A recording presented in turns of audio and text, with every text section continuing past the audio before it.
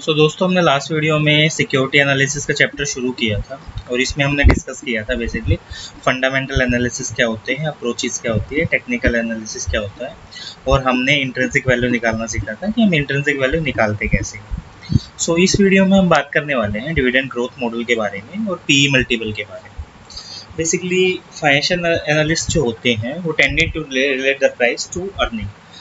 Financial analyst क्या करता है, वो प्राइस और अर्निंग को रिलेट करते दिखता है जब उसको अपने रेशियोज निकालने होते हैं, उसको अपने मल्टीपल्स निकालने होंगे। फाइनेंशियल एनालिस्ट क्या करता है, वो रिलेट करता है प्राइस और अर्निंग को। मैंने 100 रुपये का शेयर खरीदा, वो मेरा शेयर का प्राइस हो गया, उस पर अर्निंग मेरे को 10 रुपये मिली, तो इसका मतलब मेरे को 10% उस चीज़ पर डिविडेंड मिल रहा है। मेरा ईपीएस है, अर्निंग पर शेयर, वो 10 रुपये है एक 100 रुपये के शेयर पे। तो मेरी प्राइस टू अर्निंग रेशियो निकाल के देखेगा, मल्टीपल निकाल के देखेगा कि मेरा कितना आ रहा है। If a company is assumed to pay out the fraction B of its earning as a dividend on the average, अगर आप ये देखो कि आपकी अर्निंग 10 रुपये है, उस पर कंपनी को 100 रुपये लगा के कंपनी ने 10 रुपये कमाए, 10% कंपनी का प्रॉफिट था, पीवीटी था, प्रॉफिट बिफोर टैक्स, और उसमें से कंपनी अपना रिजर्व रख लेती है 2% का और 8% एज ए 8 रुपये डिविडेंड दे रही है शेयर होल्डर्स को। तो उस केस में आप बोलोगे कि कंपनी ने हमें एज ए 8 रुपये डिविडेंड दिया है, जो डिविडेंड है वो 8 रुपये है और अर्निंग थी वो 10 रुपये थी, 2 रुपये जो कंपनी के रिजर्व में चले गए। तो इवन इज द अर्निंग पर शेयर, इवन आपकी होगी अर्निंग पर share in the company at the end of its period, company जो end of the its period में कमाती है। तो इसके हिसाब से इक्वेशन आपकी बनेगी बी इवन के माइनस जी, मतलब आपकी अर्निंग पर share into dividend pay out ratio. आपको 10 रुपये की उसकी अर्निंग थी, just let me show an example. आपका फॉर्मूला काम कैसे करेगा, सपोज मेरा ईपीएस क्या है, ईपीएस मेरा 10 रुपये है, जो मेरा ई हो गया, और मेरी डिविडेंड पे आउट रेशियो है मेरी 80%, 80% मेरी डिविडेंड पे आउट रेशियो हो गई। तो उस हिसाब से मेरा डिविडेंड कितना होगा, 10 रुपये इंटू 80%, सॉरी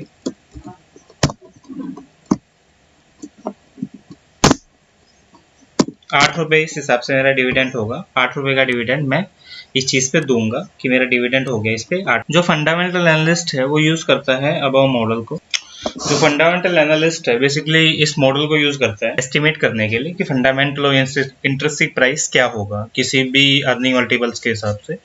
अगर हम ये देखें कि पी मल्टीपल है किसी भी कंपनी का, वो 2:4 है। उसने 4 रुपये लगा के उसने 2 रुपये कमाए उस चीज़ पे। तो उस केस में जो सिक्योरिटी की फंडामेंटल वैल्यू है वो काफ़ी हाई होगी। अगर आपका पी मल्टीपल है सिक्योरिटी का, वो काफ़ी हाई है सिक्योरिटी की वैल्यू से, तो हम रेकमेंड करेंगे कि आपको उस सिक्योरिटी को खरीदना चाहिए, उस सिक्योरिटी को खरीदना चाहिए क्योंकि वो काफ़ी बेटर है, वो आपको काफ़ी अर्निंग प्रोवाइड करेगी। If the security is under price in the market, अगर सिक्योरिटी अंडर प्राइस है काफ़ी मार्केट के अंदर, तो prevailing price of the security is lower than the estimated fundamental value. जो आपकी अंडर वैल्यू सिक्योरिटी है उसकी जो पी मल्टीपल होंगे वो काफ़ी कम होंगे एस्टिमेटेड फंडामेंटल वैल्यू से। तो उस केस में हम बोलेंगे आप इस सिक्योरिटी को बाय करो, क्योंकि बाय करना उसमें एक बेटर ऑप्शन रहेगा। आप अगर पीज मल्टीपल के हिसाब से उस सिक्योरिटी को बाय करोगे तो आने वाले टाइम में आपको पैसा कमा के देगी। एक कॉम्प्लेक्स रिलेशनशिप होता है प्रोडक्शन प्रोसेस में और हर एक इंडस्ट्री के फॉर्चून में। बेसिकली हर एक इंडस्ट्री टाइप रहती है अदर इंडस्ट्री से और उसकी परफॉर्मेंस है इकोनॉमी में डिपेंड करती है। आप अगर सब सेक्टर्स को देखो, जैसे सिंपल सी बात है, सप्लाई चेन का जो फर्क है वो मैन्युफैक्चरिंग इंडस्ट्री से पड़ेगा और मैन्युफैक्चरिंग इंडस्ट्री का जो इफेक्ट है वो हमारी कंज्यूमर इंडस्ट्री पे चल पड़ेगा। इसी तरह हर एक इंडस्ट्री एक दूसरे पे depend. With in an industry the prospect of the specific company depend not only on the prospect of the industry to which it belong but also it operating and competitive position within the industry। Basically एक industry में जो specific company है वो industry के prospects पे depend नहीं होती, वो पूरी कॉम्पिटिटिव और ऑपरेटिंग पोजीशंस पे डिपेंड करती है कि मतलब आपकी इंडस्ट्री कैसे काम कर रही है, प्लस आपके कॉम्पिटिटर्स कैसे काम कर रहे हैं, कैसे उसमें थ्रेट्स होंगे, कैसे अपॉर्चुनिटीज होंगी उन चीज़ों को करने के लिए।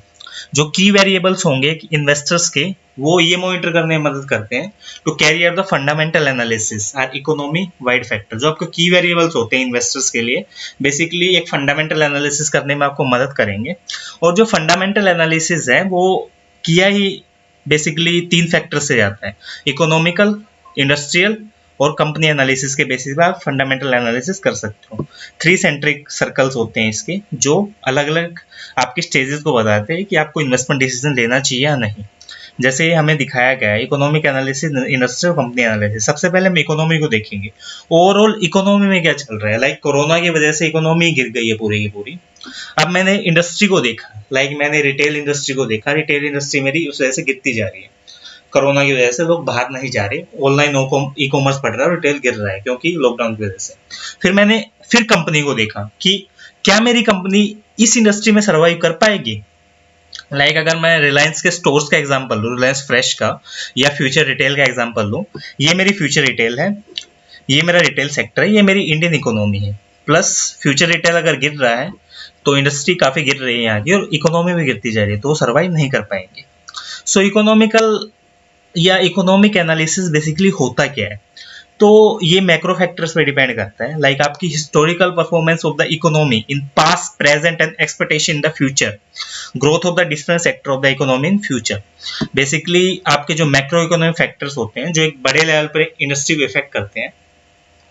Historical performance of the economy आपकी क्या है, आपकी पास्ट में क्या थी। लाइक पास्ट में मेरी काफी अच्छे इकोनॉमी थी, डेवलपिंग इकोनॉमी थी।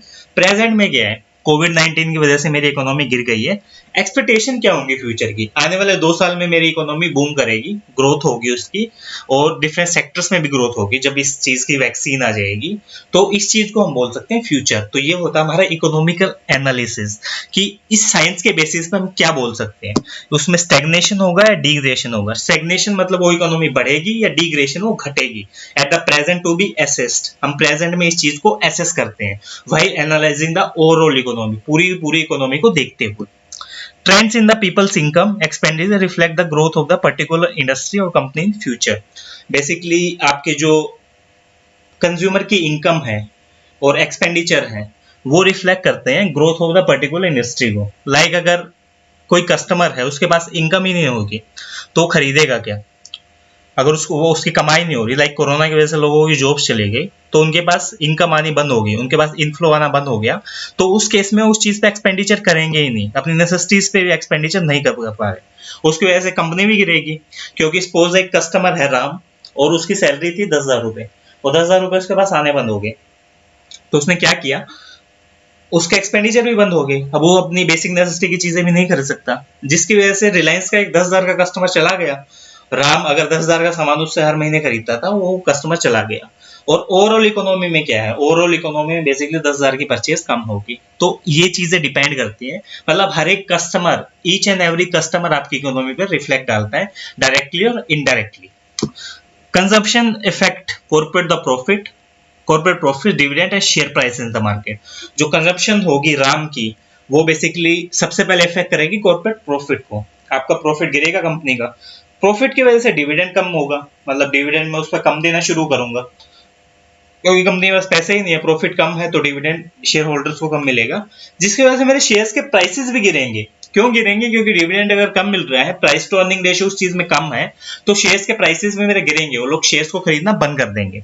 तो ऐसे इकोनॉमिकल एनालिसिस होता है बेसिकली हमारा। हर एक चीज, ईच एंड एवरी कस्टमर इस चीज पे डिपेंड करता है कि आपकी कैसी इकोनॉमी है, प्लस उसका इफेक्ट आपके ऊपर कितना पड़ने वाला है, इस चीज के ऊपर हर एक चीज डिपेंड करती है। Factor affecting the economical analysis, factor कौन से इफेक्ट करते हैं इकोनॉमिक एनालिसिस को। Some of the economic wide factor are discuss below.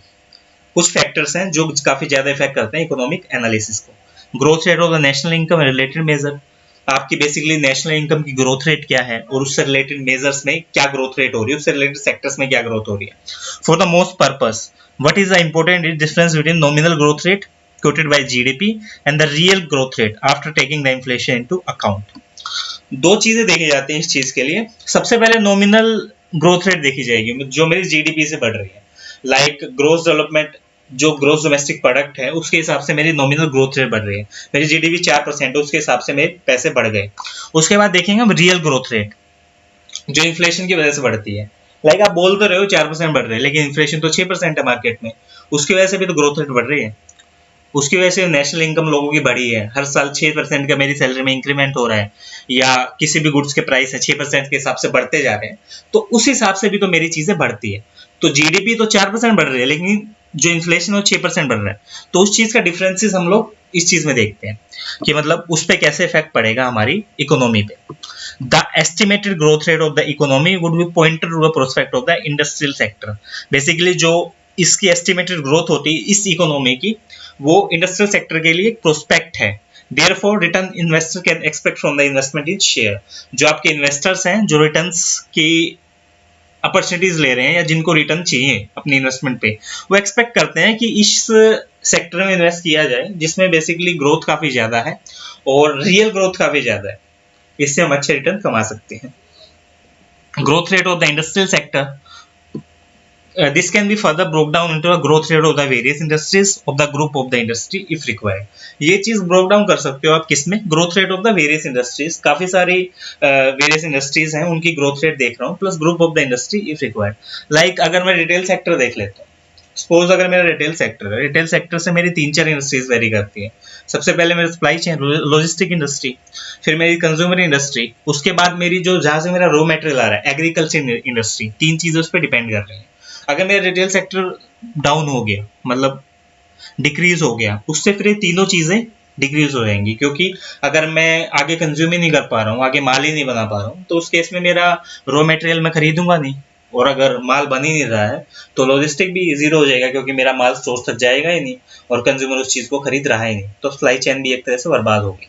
तो उस केस में आप बोल सकते हो growth rate in the various industry are estimated based on the estimate demand of its product. Like अगर किसी भी प्रोडक्ट की डिमांड, अब मास्क है जैसे कोरोना के टाइम पे काफी ज्यादा बढ़ गए हैं, तो अगर मास्क की अगर डिमांड बढ़ी है तो उस केस में जो मास्क को बनाने के लिए रॉ मटेरियल, कपड़े की डिमांड भी बढ़ेगी। कपड़े की डिमांड बढ़ेगी तो मशीनों में आएगा वो, तो उस हिसाब से मैन्युफैक्चरिंग इंडस्ट्री में डिमांड बढ़ी।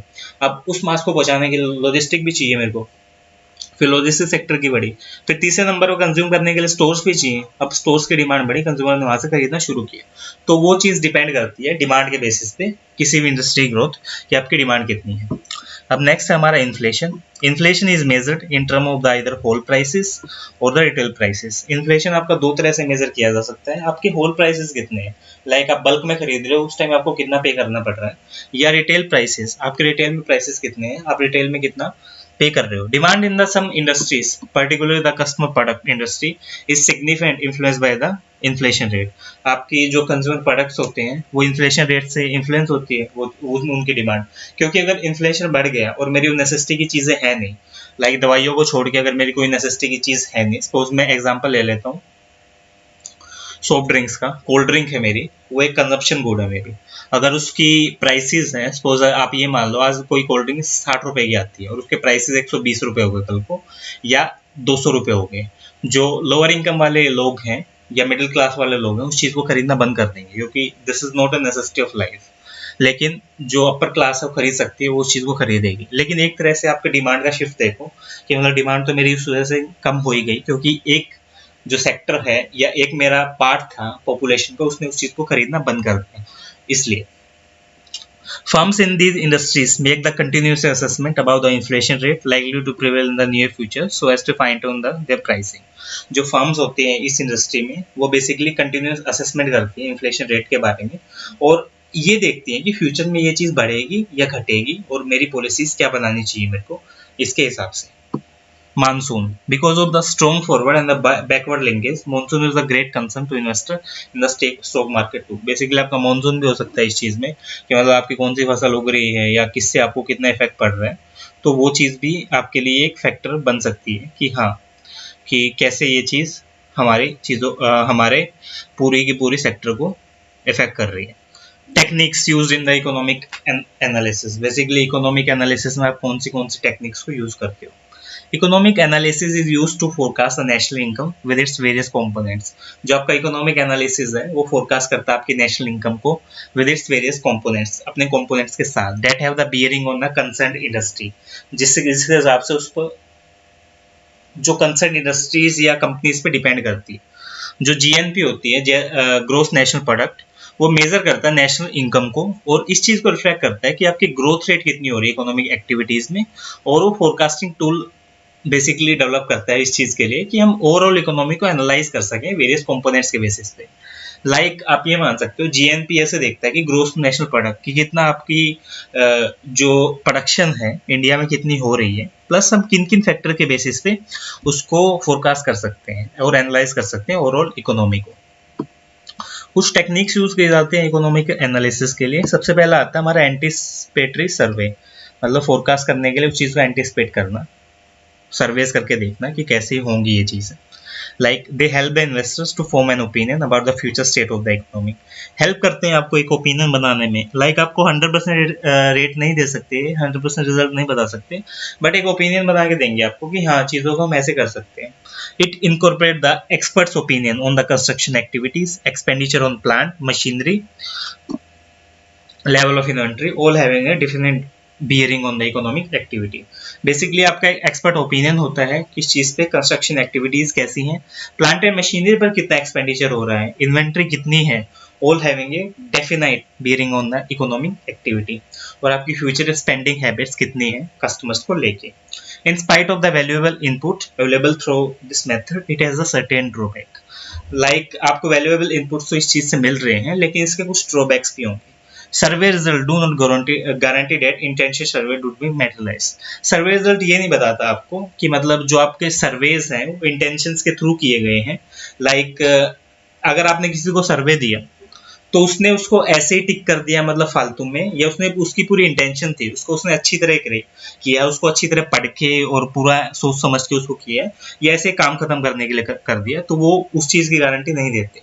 They are not regarded as a forecast per se. They can be consensus approach. Basically ये consensus approach है, ये forecast नहीं बोल सकते आप इसको अच्छे से।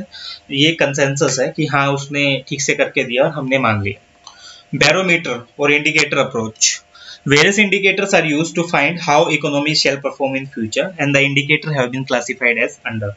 काफी सारे इंडिकेटर्स को यूज किया जाता है इस चीज को देखने के लिए कैसे इकोनॉमी परफॉर्म कर रही है फ्यूचर में, और ये इंडिकेटर्स कैसे क्लासिफाई कर सकते हैं हम लोग।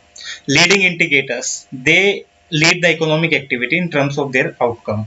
ये बेसिकली इस चीज को लीड करते हैं कि आपका जो आउटकम कैसा है। लीडिंग इंडिकेटर्स को आप ये बोल सकते हो कि इकोनॉमिक एक्टिविटीज को देखते हैं ये। आप रिटेल सेक्टर में हो या आप फूड सेक्टर में हो, आप फूड एंड ग्रोसरीज में हो, ठीक है, फूड एंड बेवरेजेस सेक्टर में हो आप, और आपकी जो इकोनॉमिक एक्टिविटीज हैं, आप सपोज 1 करोड़ का प्रोडक्शन कर रहे हो और उसका आउटकम कितना आ रहा है, आपकी सेल कितने में हो रही है। वो 1 करोड़ के प्रोडक्शन की सेल आपकी 2 करोड़ में बिक रही है या 1.5 करोड़ में बिक रही है, तो उस चीज को देखते हैं कि मतलब उस चीज को लीड करते हैं कि आपको उस चीज का फायदा कितना मिल रहा है, आउटकम कितना है। They relate to the time series data of the variable. आपका जो टाइम सीरीज डेटा आता है, आपका ये होता था कि आपकी 10,000 यूनिट बिकी तो उस पर मेरे को 10% प्रॉफिट हुआ, 20,000 बिकी तो 15% हुआ। उस चीज पे डिपेंड करता है कि हाई और लो पॉइंट आपके कितने हैं। रफली coincidental indicators, they reach their peak and through at the approximately same in the economy. Basically आपको ये रीच करता है पीक पे और ये थ्रू पे सेम इन द इकोनॉमी। आपको पहले दिखा देगा कि आप बिल्कुल अपर लेवल पे पहुंचे हो, आपके जो प्रॉफिट्स हैं काफी ऊपर हैं, आप ग्रोथ स्टेज में हो, और थ्रू बिल्कुल नीचे आप बिल्कुल गिरने वाले हो, उस चीज को दिखाता है ये same economy. Lagging indicators, time series data of the variable that lag behind their consequences, this is the economy.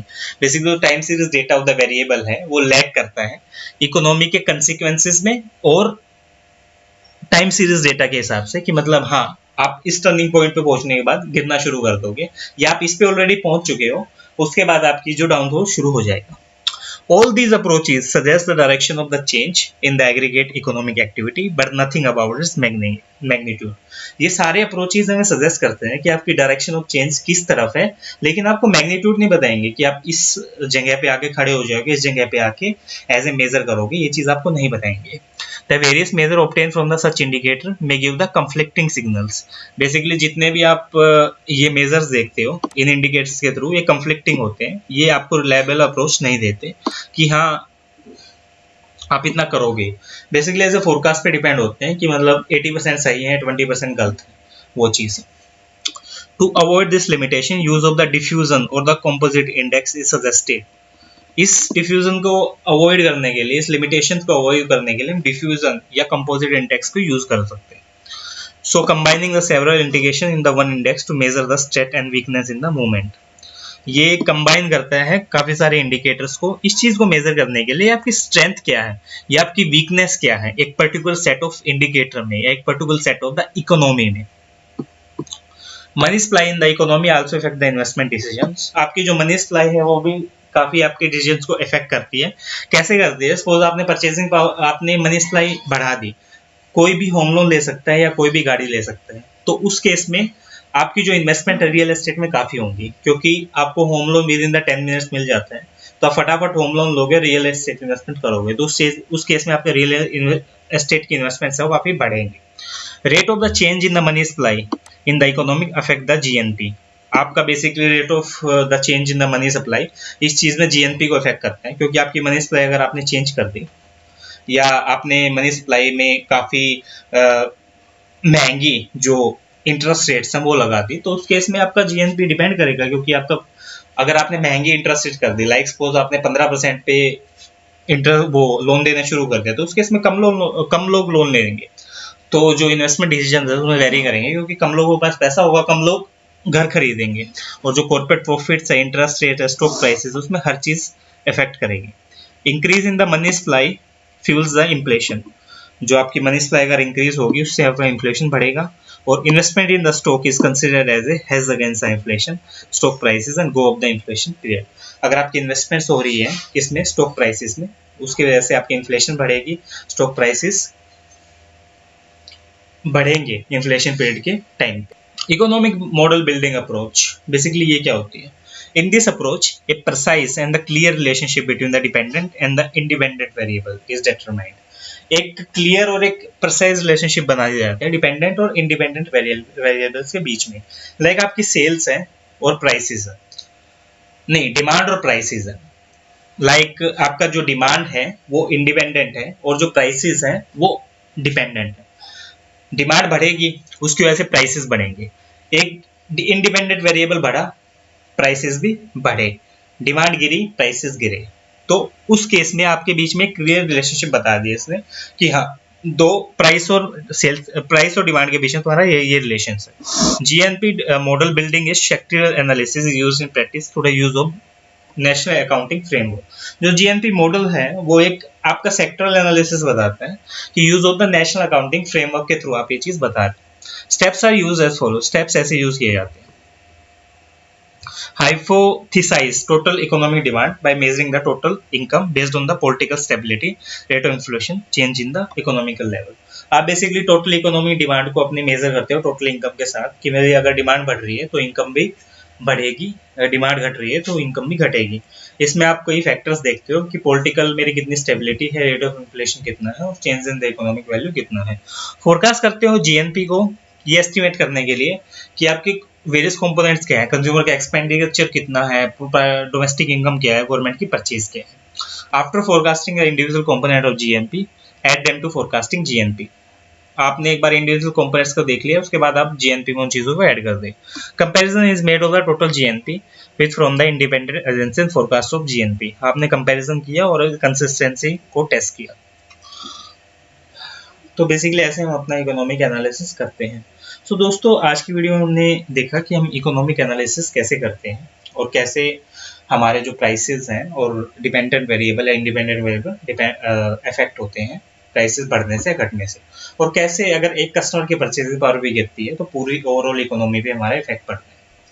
तो आज की वीडियो के लिए इतना ही। अगले वीडियो में हम बात करेंगे चैप्टर के में इंडस्ट्रियल एनालिसिस के बारे में, कैसे ये हमें इफेक्ट करते हैं। अगर आपको वीडियो अच्छी लगी तो आप वीडियो को लाइक कर सकते हैं। प्लस हम SFM और CA फाइनल के सारे सब्जेक्ट्स को इस चैनल पर कवर करने वाले हैं स्टडी मटेरियल के थ्रू।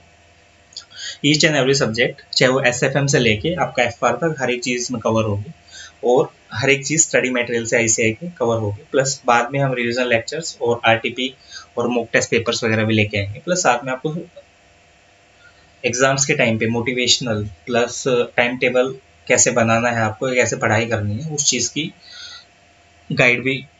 गाइडेंस भी इस चैनल पे दी जाएगी। तो अगर आपको चैनल अच्छा लगा तो आप चैनल को सब्सक्राइब कर सकते हैं और नोटिफिकेशन बेल को भी दबा सकते हैं आने वाली वीडियोज़ के अपडेट के लिए।